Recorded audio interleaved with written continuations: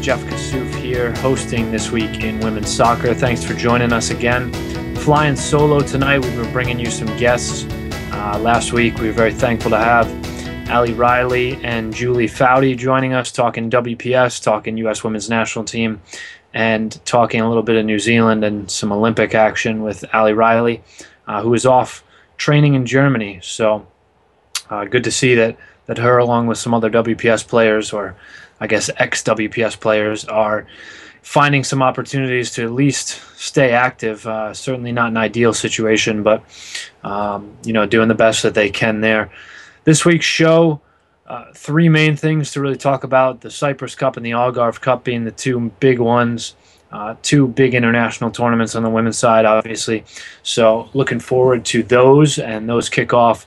Cyprus Cup kicking off on Tuesday, and the Algarve Cup with the U.S. Women's National Team kicking off on Wednesday. So definitely get to those, and we'll also get to probably the main domestic news with no WPS, with not a whole lot going on in WPSL Elite or W League yet, and I think there will be some pretty soon. We're already basically in March.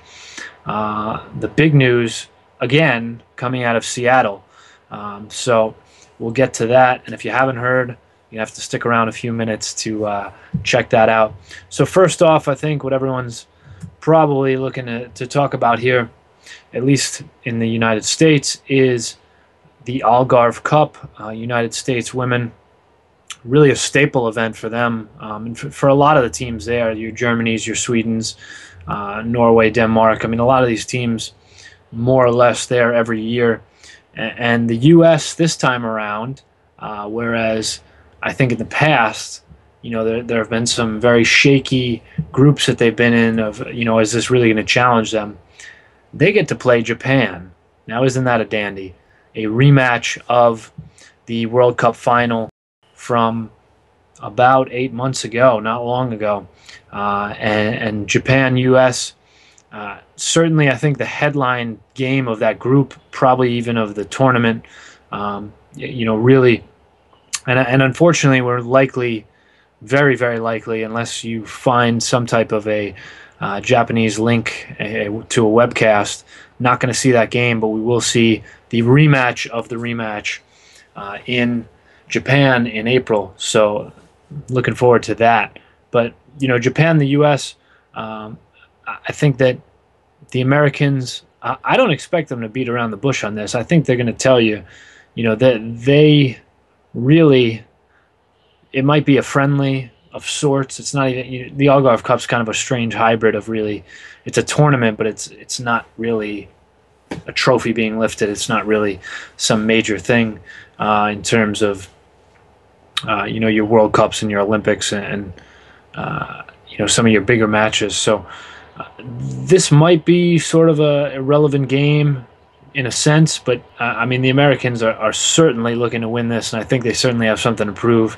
And I think they might even have more to prove when the game's on ESPN in April, when they're over at the Kirin Challenge playing Japan on home soil. So that's a big one. And to me, for the U.S., I think that you're looking to win, obviously. You want to beat Japan. I think you're expected to beat Norway and Denmark, who rounds out that group. But more so, I think you need to really use this to sort out your problems in the back. And they're not problems in the sense of the back line being awful, but they're certainly problems in the sense that, I think Pia Sundhage has an idea of a direction, but she doesn't have a firm direction in where she's going with that back four, because, the Ali Krieger injury just threw an absolute wrench into all those plans. So, it's a time for development of players, but also the system for the U.S. It looks like, to me, you look at the closed-door scrimmage at the beginning of the week here between the U.S. and China, which the United States won 3-0, and you have that back line that is basically, I guess, what we'd probably expect at this point of Christy Rampone, Rachel Buehler, Kelly O'Hara, and Amy Lepelbit. So just judging by that, without having to, without getting to see the actual match. It seems that that's really sort of the direction Pia Haga is leaning. In general, I like it. I certainly like keeping that experiment going with Kelly O'Hara at outside back. Christy Rampone, I think is one of maybe three absolutes and has been one of maybe three absolutes in this lineup for the past 5 years or so. That's not even a question. Rachel Buehler and then Amy Lepelbit. I've said this again, and I think Amy Lepelbit's a spectacular center back. I think she was spectacular in WPS. I have reservations about her as a right back or even a left back because it's just not her game. She's a stay-at-home defender who has really done well as a center back, and she's being asked to really be an outside back in a system where you'd like to see and you'd hope to see, and at times you do see these outside backs getting forward. I mean, you look at Ali Krieger when she was in there, and she's an extremely good attacking outside back. You look at the experiment of Kelly O'Hara, and she's a forward converted to an outside back. So these are left backs and right backs that get forward, and Amy Lepelbit is not one of those. So,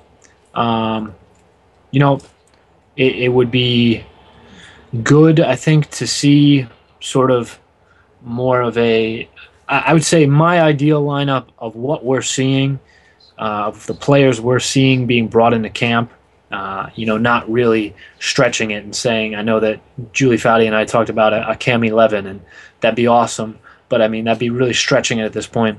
Of players that are there, I mean, I would really love to see O'Hara on the left, you got Rampone paired with Sauerbrunn, Becky Sauerbrunn, and then maybe slide Buehler back out to the right, and she's played plenty of outside back in her career. So, to me, I think that's sort of my ideal group out of that. But again, I said this a couple weeks ago, Pia Haga, can't really question what she's been doing with the team because, over the past year in particular, it's been really, the past 8 months in particular has been something really special. So that is Group B in the Algarve Cup. It's the United States and Japan really headlining that, and then you've got Norway and Denmark, who Norway in particular has quite a bit of history with the United States, but certainly I think they're two teams in two very different places, as we saw at the World Cup, of Norway really sort of refining themselves. I mean, they're certainly not the world power that they were back in the 90s, and even as good as they were in the early part of the turn of the millennium. I mean, Norway, not the Norway team that we saw in Germany was really something that I was not expecting, and maybe I should have been, but just the squad was young. It certainly had a lot of lessons to learn, and could be a solid squad going into 2015 if they can develop all that. But so Norway is a bit of a different element there, as opposed to the U.S. Norway 95, 96, 99 bloodbaths of sorts. Not bloodbaths, but certainly some hated rivals. So that's Group B. Group A, you've got Germany, Sweden, Iceland, and China, and that should be, Germany, Sweden is obviously the two big ones there. China, be interesting to see if they can hang. I mean, we all sort of know about the decline of Chinese soccer, women's soccer, over these past 5 years. It's really been sharp, to be honest. It's sort of, obviously not qualifying for the 2011 World Cup was sort of the defining factor of, there really has been a fall from grace, especially from 99 when that's sort of the high profile game. But we'll see if China can hang there. Sweden and Germany, that should be a very good game. Again, we're probably not going to see it, but all the power to those 50 people who are in the stands to see it. Group C, Portugal, Ireland, Wales, and Hungary. Obviously, Group C, traditionally the weakest of the groups and sort of the developing teams, developing countries group. Portugal, we'll see if they can sort of perform well on their home turf, which is, as always, on their home turf. But, we'll see how much they can develop. You'd like to think that hosting an Algarve Cup, year in and year out like this can help the women's game develop. And personally, I'm not even going to say because I don't see Portugal play enough. I couldn't tell you the last time I saw Portugal play. But maybe we'll get to see that sometime soon, because it would be nice to see sort of how that goes. I mean, you look at Japan hosting this Kirin Challenge. Not that Japan is at all an underdeveloped team or not using their or optimizing their resources, but tournaments like that certainly help, bringing in some of the best talent in the world to play each other. So that's the Algarve Cup. Going to move right on to the Cyprus Cup, which is often sort of the stepchild of this whole situation, where these two cups overlap directly. They're obviously direct competitors, and these teams that go to the Cyprus Cup are pretty much there every year. Same thing with the Algarve Cup. I don't know what the politics of it is, if there are even any. It's just sort of how it is. It's your U.S. is in the Algarve and Canada is in the Cyprus Cup, and your England and your Holland are in the Cyprus Cup, and obviously Scotland helps host it. So Cyprus Cup, we'll break that down for you, is Group A. We've got England, Finland, France, and Switzerland. Group B, we've got Canada, Holland, Italy, and Scotland. And Group C is New Zealand, Northern Ireland, South Africa, and South Korea. And Group C, again, much like the Algarve Cup, I guess the weakest of the groups, quote unquote. But I really like what we have in Group C, because you've got New Zealand, who's, unless the world comes to an end, they're going to the Olympics. They still have to qualify. They got a home and home against whoever wins sort of the play-in out of all of Oceania, because Oceania is just, that weak. And talking to Ali Riley, she said it might likely be Papua New Guinea. That's who it's been in the past. So if Papua New Guinea goes to the Olympics, then, I stand corrected. But New Zealand going to the Olympics, South Africa is going to the Olympics. South Korea is a team that is very good and probably one of the better teams that is not getting the chance to go to the Olympics and did not get the chance to go to Germany. So I really like that group. I like it as sort of these dark horse teams. Where are they going to go? Particularly where is South Africa and New Zealand going to go in the Olympics? Where is South Korea headed in this next cycle of World Cups and Olympics? And Northern Ireland, can they hang? Again, same thing as a couple other groups in both the Algarve Cup and the Cyprus Cup. Can they hang in there? New Zealand's going to, I think New Zealand, South Africa in particular will be a very good game, because it's two teams who know that they're underdogs in London. They know that no one expects them to do anything in London. And I'm sure that they believe otherwise. I know New Zealand believes otherwise. And you have to assume that South Africa does as well. So, I think that should be a very interesting group to watch out for. Group B, where our friends north of the border will be interested, Canada, Holland, Italy, and Scotland. Italy is a very tough team. We saw that in the World Cup playoff or play-in game with the United States in November of 2010. I think that should be a pretty good game. Scotland obviously will factor into somehow into Team GB for London. So exactly how, we'll see. I expect a predominantly English side in that, in Team GB for London. But, Scotland will be involved somehow. So that's a semi-Olympic preview. It's not quite your New Zealand, South Africa. And, it's a little bit of a hybrid. But Group A, it has some real interest. Switzerland, it's sort of a bubble team. It's sort of a dark horse. Finland, probably even less so. But Finland's a very scrappy team. They're always sort of hanging in games, even that maybe they shouldn't necessarily be in. So that could be interesting. But obviously, England, France in this one. The French, I think a lot of people think that the French, and I'm not going to argue with them, because what we saw in Germany was something special. The French could make a run here at an Olympic gold medal, and that's really no stretch of the imagination. I think if you said a year ago, if you said the French could make a run at a World Cup title, I think you'd have plenty of people who would say they might be on their way to the semifinals, and they were, and they ended up finishing in fourth. But if you said they were on their way to a World Cup title, I think you really, really would have been pushing it. To say they're on their way to a gold medal is a stretch, but it's not crazy. I mean, France with Nassib, with Tine, with just a plethora of talent, has really found a way to play attractive football and win games. I mean, I said it before, and I'll say it again. The U.S. was largely outplayed, particularly in that first half, by France in the World Cup semifinal. They found a way to get a goal, and they won that game. The goal kind of killed that French momentum, but France is a team that can absolutely knock off any side in the world on any given day. The difference between them and maybe a U.S. or a Germany is they're not going to do it every day.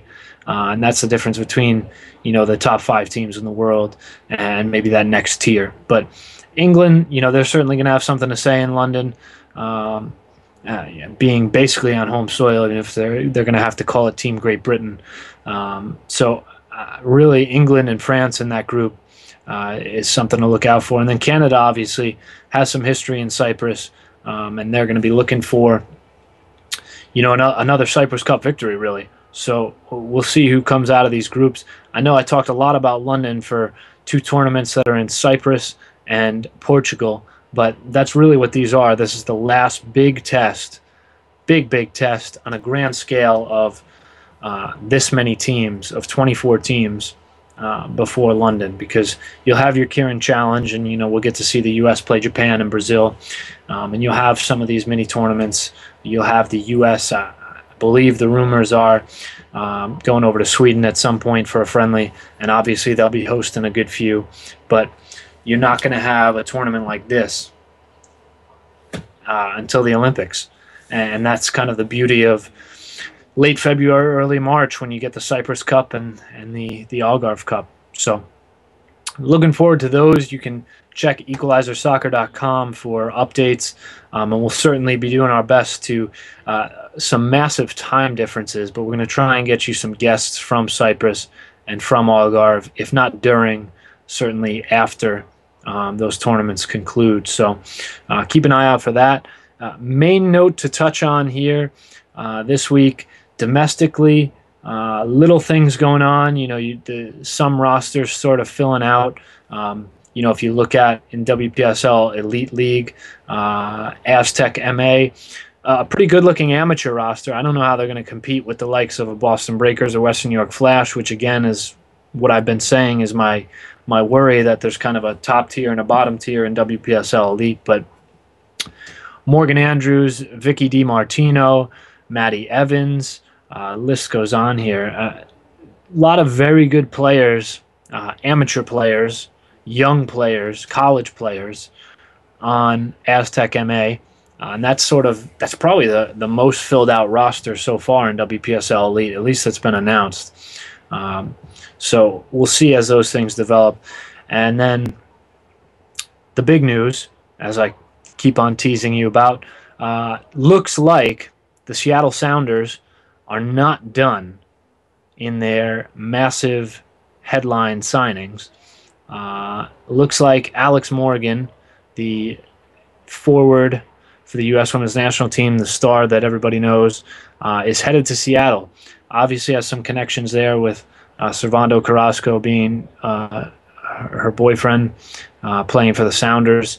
But, also, and even, perhaps just as strong connection, Sydney Leroux and Hope Solo, her national team teammates, just signed there. And obviously we had an extended interview with Amy Carnell, the Sounders women general manager, that you can go back and look at. Feel free to check that out on our page, nasn.tv/TWIWS, and have, listen to what she had to say. She said the changes aren't, I shouldn't say changes, the headlines and the big news is not over.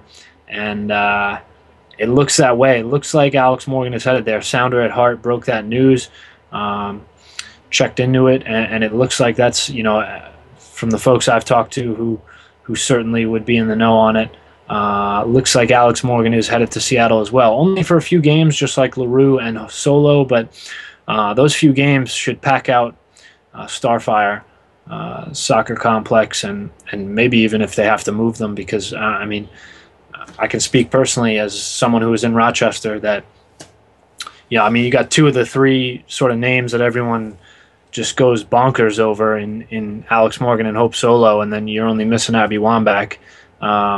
I think you can do very well with ticket sales for those few games that you've got them for. So we'll see when, if. I think it's definitely more of a when that goes official about Morgan going to the Sounders. And we'll keep an eye on that. We'll keep an eye on everything for you here at This Week in Women's Soccer. We'll also do that over at equalizersoccer.com on a daily basis, weekly over here. And maybe if you're lucky, we'll go more than once a week. Keep your eyes peeled for that. But until next time, have a great Tuesday. Have a great rest of the week, folks. I'm Jeff Kassouf, your host, and hopefully you will join me next time on This Week in Women's Soccer.